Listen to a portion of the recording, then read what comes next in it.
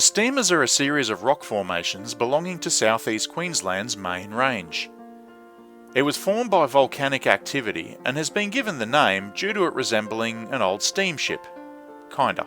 You can climb it from the Mt Suberbus side, but on this trip, we're going to be going from the Emuvale side. You drive along Emu Creek Road and then up Old Mill Road.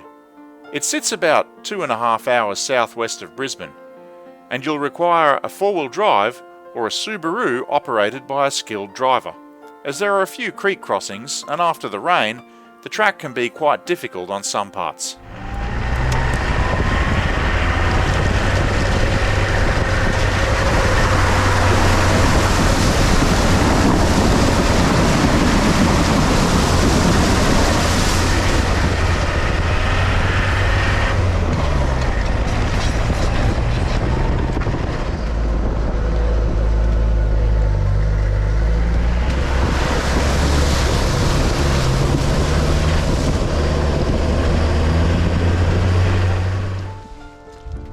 So this is where our trail is going to start today, quite a fair distance away from the actual beginning of the hike. It's just too muddy and don't particularly feel like getting stuck today. I've only got all terrains on donkey, so that's not really going to be good for this sort of thing, and not a lot of people really come through here, so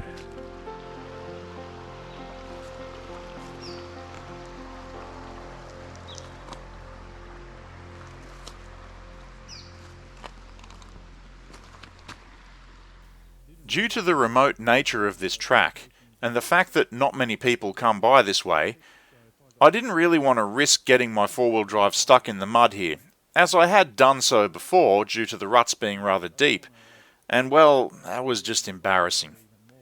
Plus, I didn't really want to tear up the track any more than it was. So we decided to park up here and start the walking component of the trip early.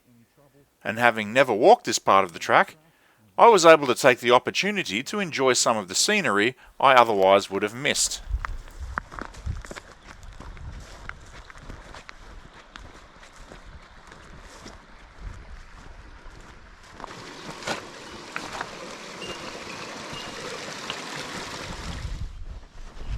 Woo! Ooh, we're doing some balancing here.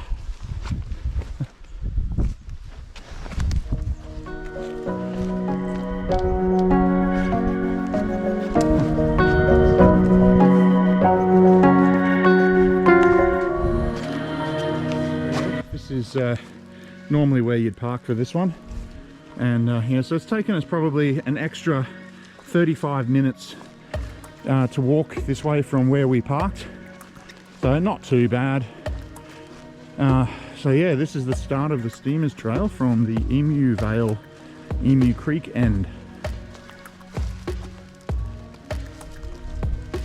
This is not a hike to be taken lightly. You'll be required to navigate with minimal trails. Phone service is virtually non-existent until you get a fair bit higher, and you don't often come across any other hikers. So be prepared with navigation, a first aid kit, a PLB, about 3 litres of water with electrolytes, and some food as well.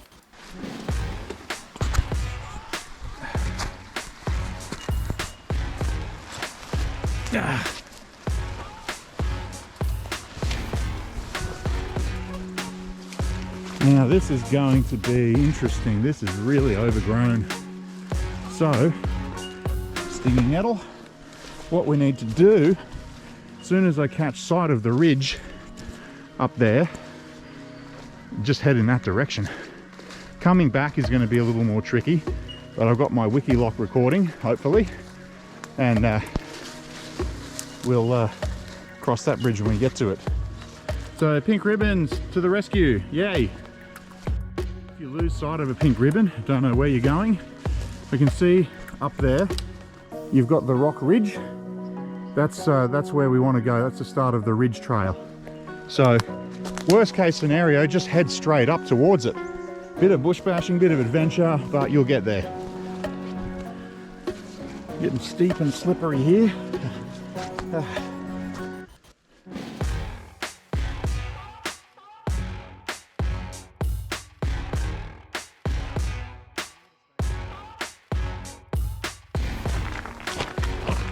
Okay, find this landslide of doom up here.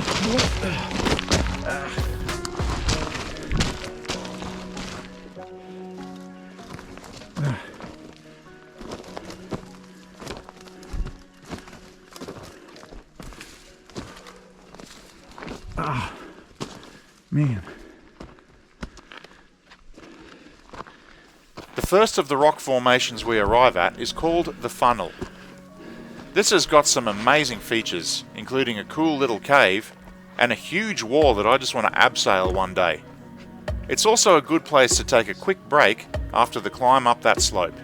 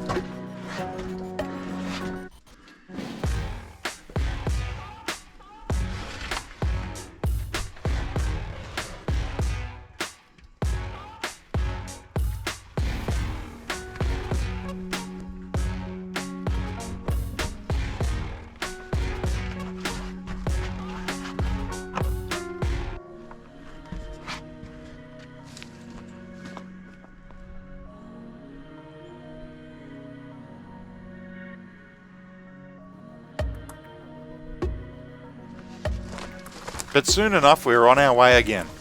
And this is pretty much how it goes for the next few kilometres. You'll be walking along the base of these rock giants. So as long as you stay close to them, you should be right as far as navigation goes. Just be alert to falling rocks and trees from above.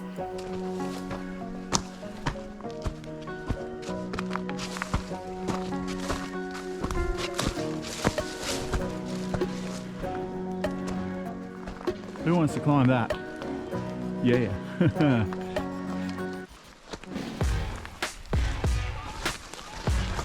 It's now poncho weather. Got my trusty Bunnings poncho that's already ripped like a second after I put it on. Not really good for durability, these things. That's my official wild donkey review of this one. Yeah, this definitely isn't the nicest day to do this hike, but a bad day on the trails is better than a good day on the couch, I say.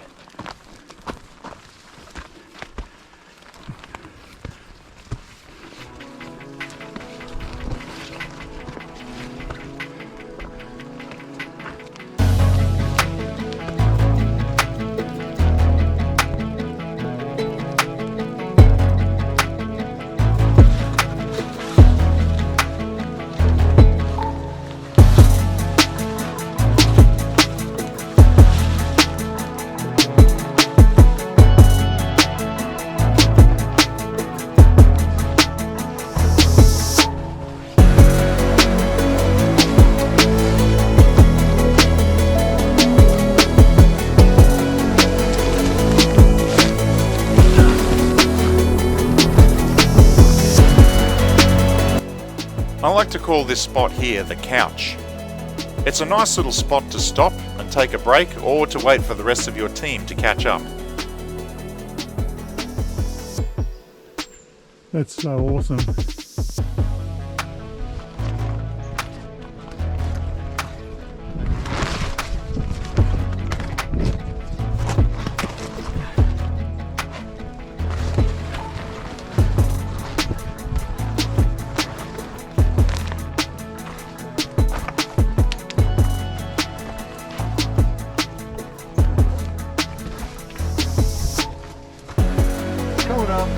No more poncho.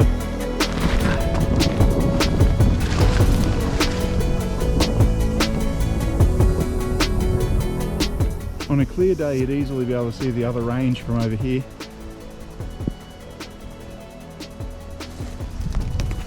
Now we have the slippery rocks. And I'm wearing again my slippery shoes from the slippery Mount Maroon Trail of Doom. I think I just need to wear my TX4s everywhere from now on.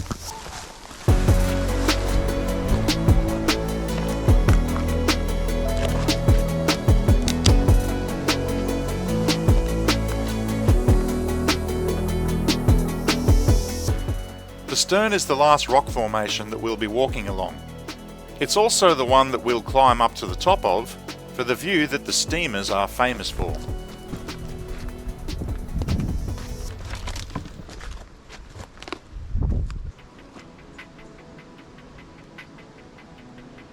Another little cave.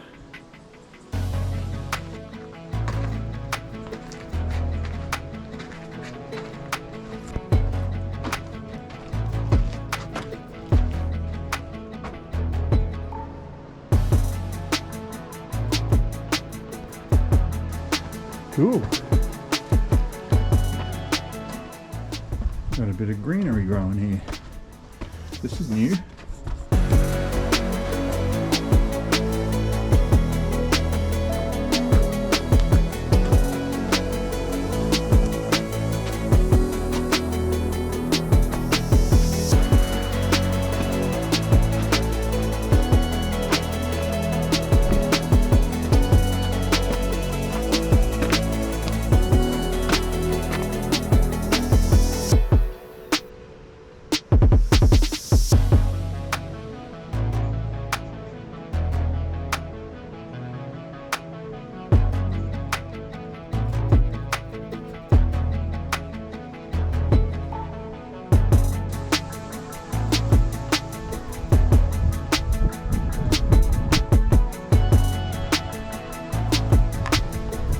Common look.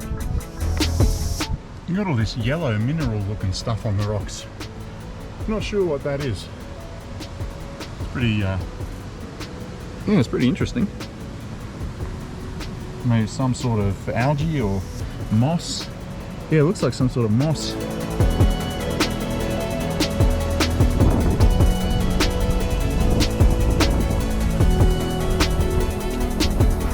Okay.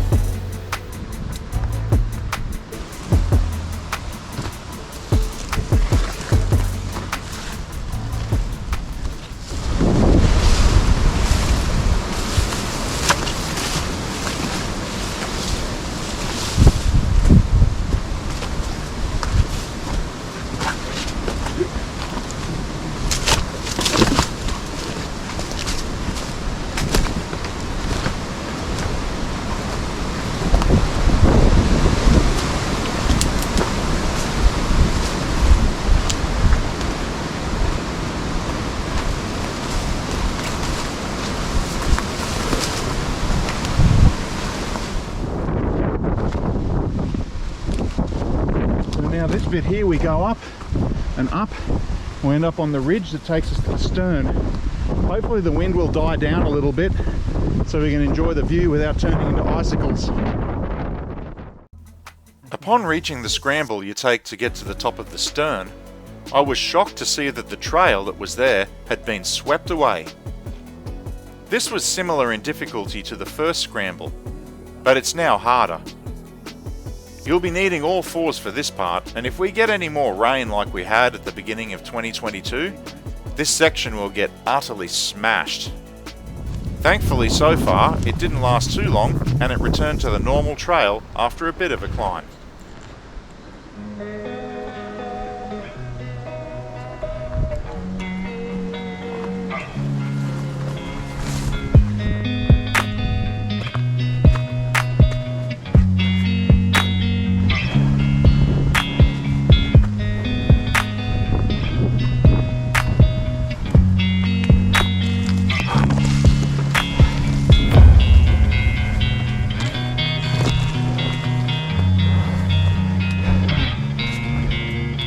So if you were to keep going that way, you'd end up on the Mt Suberbus Lizard Point trail. Yeah, you end up going down that way. Lizard Point received its name because the first person to find it was a lizard. That's my theory anyway. But now we're on the stern. And previously when I was here, it was very barren because it was destroyed by bushfires. But now it's super overgrown. and it's really coming back nice and healthy, which is good to see.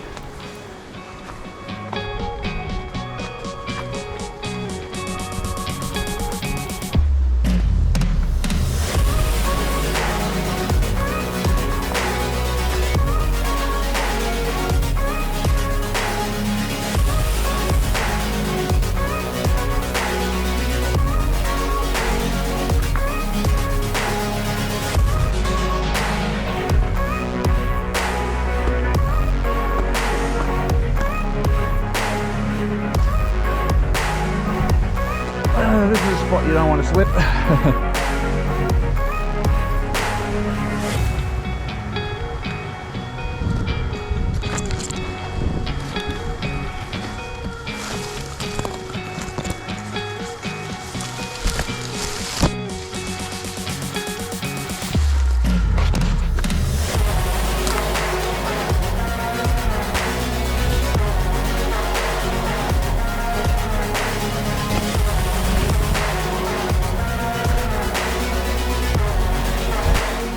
This area here was the site of a bit of a tragedy back in May of 2021.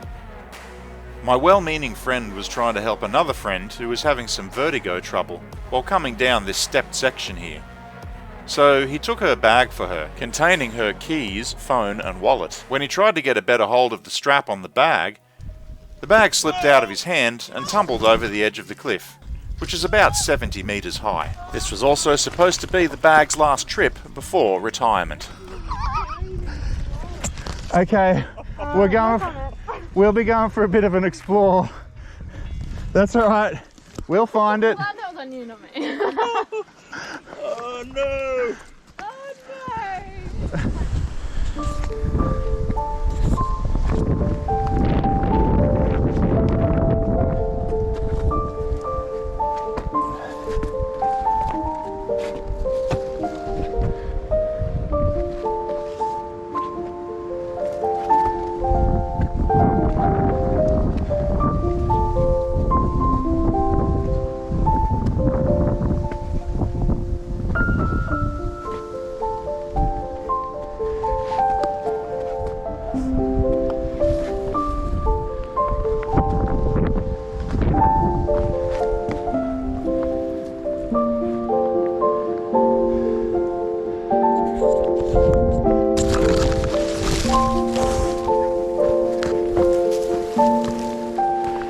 And here we are.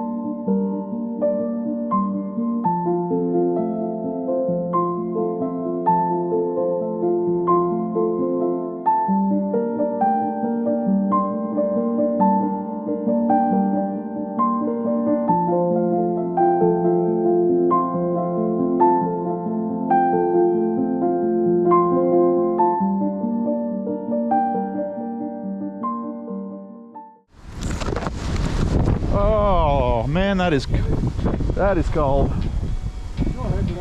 Okay, let's go down here. This is interesting section. So yeah, what happened with my friend was, as she was coming down here, her bag kept hitting the rocks and it was like pushing her forward. And because she has vertigo, that's not good.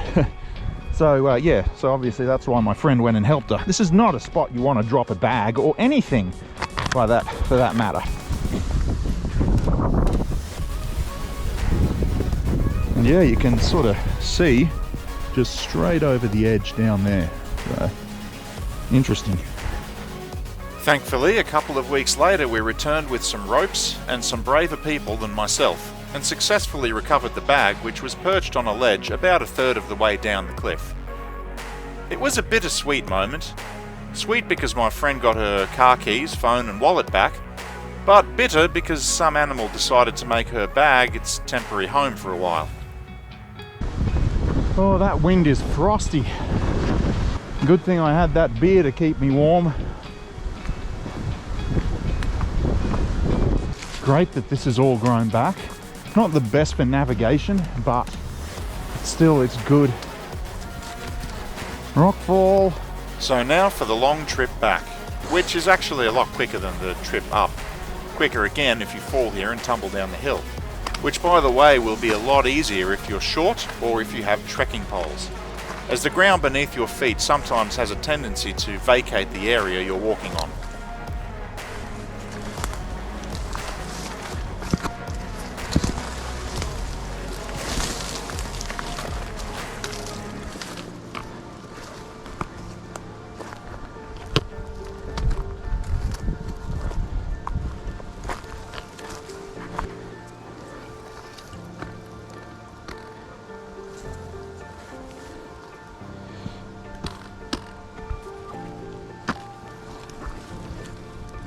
Nice and steady down here.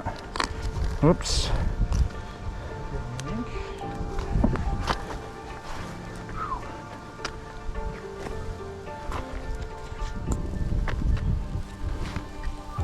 This section's about 2 or 3 meters high and it's rather slippery. The GoPro doesn't really capture the full scale of it, but yeah, it was definitely an interesting section. This is sketchy. Yeah. Woo. Whoa, slipping. Okay. Yeah. Oh, heck. Man, that was fun.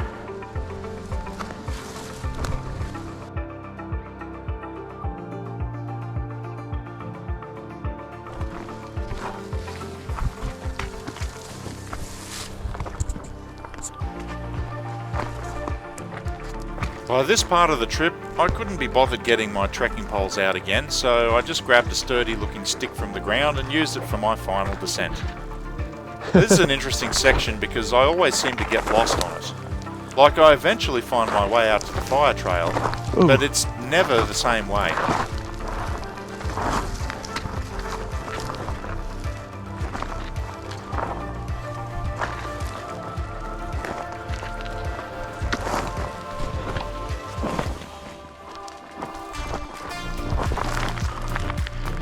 Big rocks.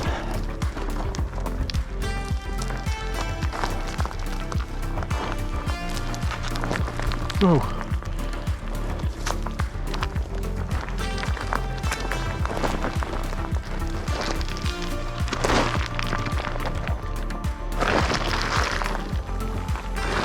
Whoa, Andy's down.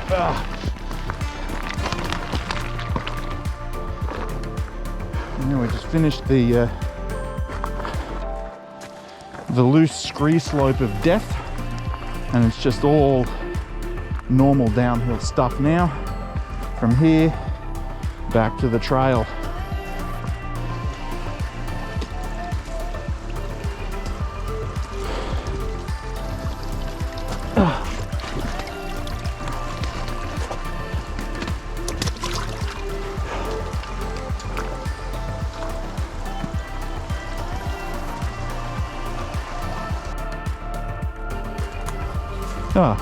Here's the track.